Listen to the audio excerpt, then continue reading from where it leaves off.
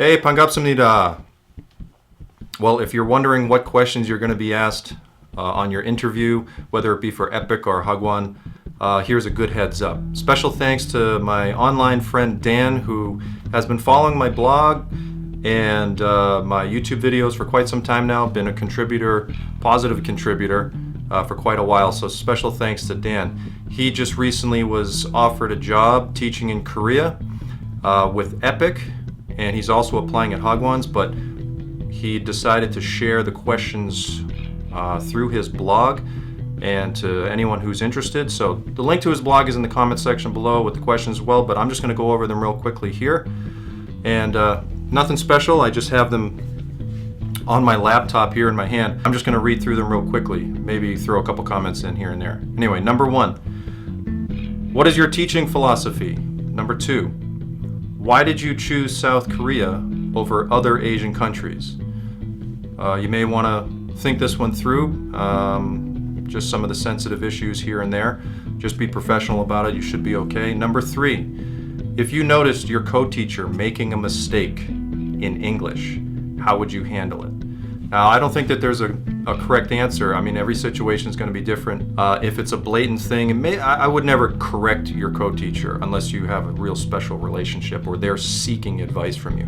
But maybe you could drop it as a hint, or if you get a chance, a good way to correct them is to not correct them, but to repeat their sentence in a corrected format. That way it's not offensive to them and they're hearing it and they're getting your message. Number 4, how would you handle a student who is disruptive in class? Again, this is kind of like professional demeanor type of question. One thing you want to shy away from is publicly correcting a kid or disciplining the kid.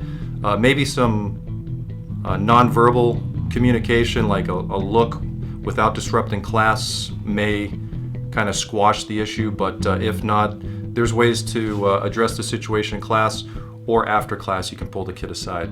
Just play it by ear.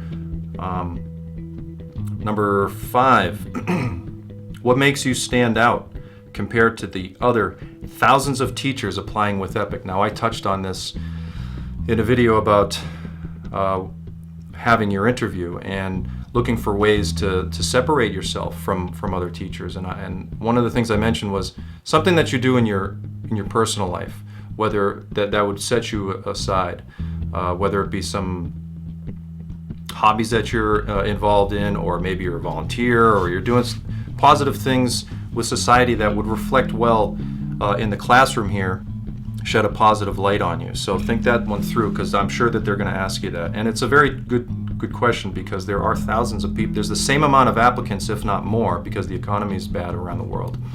But there are far less jobs available now that the cutbacks have happened. Also, how would you handle students learning at different levels? These are real. I'm in my teaching certification program. These are pretty specific questions.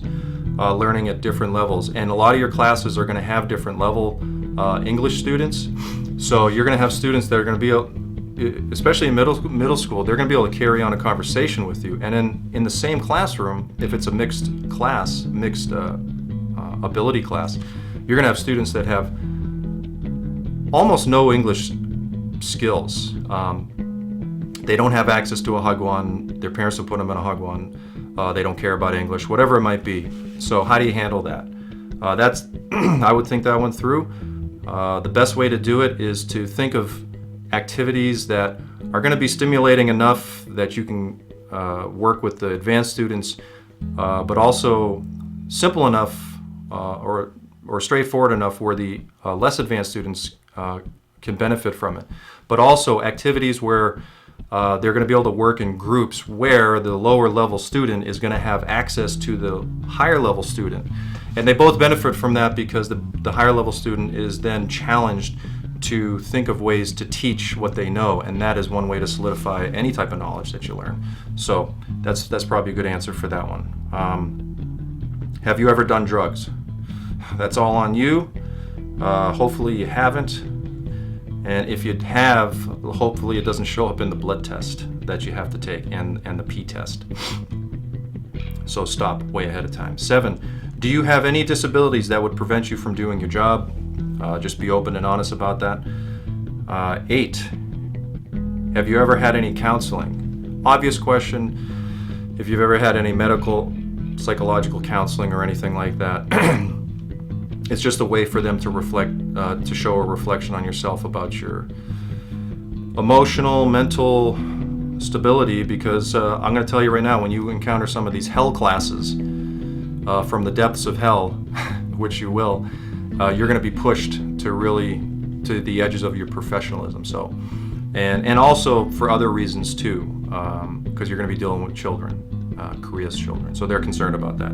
Keep that in mind. Number 9, and the final one, have you traveled at all?